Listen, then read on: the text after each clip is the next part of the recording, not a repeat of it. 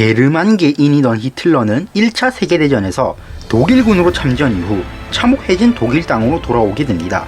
히틀러는 전쟁 이후 정치에 관심을 가졌고 그러던 중 본인과 잘 맞다고 느낀 독일 사회노동자당에 입당하게 됩니다. 이 당은 훗날 나치라고 불리는 인류 역사에서도 손꼽힐 정도로 위험할 수 있는 사상을 가지고 있었습니다.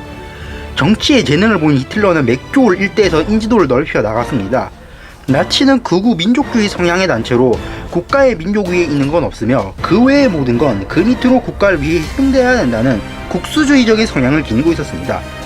히틀러는 맥듀올에서 폭동을 계획해 정권을 잡으려 다 실패해 투옥되었고 거기서 나의 투쟁이라는 저서를 발매합니다. 베스트셀러가 된 이 책은 유대인을 포함한 이민자들 때문에 독일 경제가 더더욱 어려워졌고 전쟁 패배도 그들의 지분이 크다고 주장했었습니다. 출소 후 책 유명생을 바탕으로 히틀러는 마침내 정당하게 권력을 잡아 총리와 대통령을 겸하는 총통의 자리에 앉게 됩니다.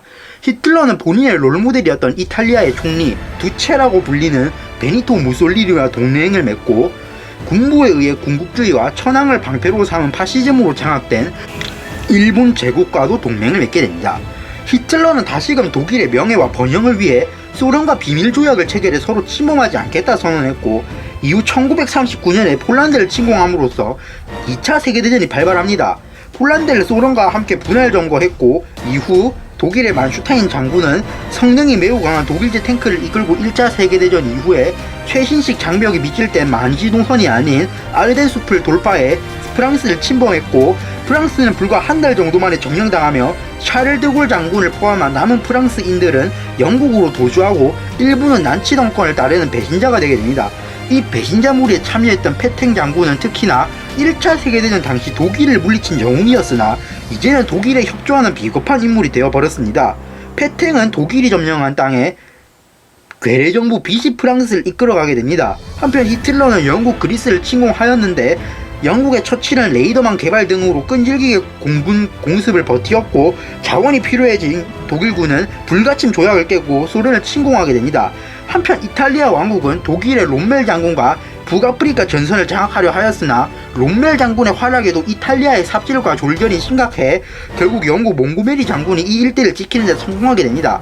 이탈리아의 트롤즈에서도 독일은 나름 잘 질출하여 모스크바 전까지 갔으나 계절이 겨울이 되면 전세가 비등해지고 결국 소련의 장교 후르쇼프 주코프의 군대에게 스탈린그라드 전투에서 패배하며 동부전선의 전세는 역전되게 됩니다.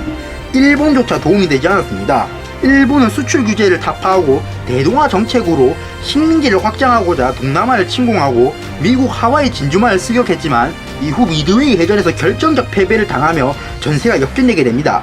1944년 중순 노르망디 작전의 성공으로 전세는 확실히 모든 전선에서 연합군에게 유일하게 기울었고 44년 말부터 벌어진 벌지 전투에서 독일군이 패배하여 사실상 몰락에 가까워지게 됩니다. 베를린에서 버티는 데에도 한계가 있었고 결국 4월 28일 무솔리니는 좌익 게릴라 단체의 반란으로 사망하였고 그의 끔찍한 최후에 히틀러는 4월 30일 베를린 벙커 지하에서 자살로 생을 마감합니다.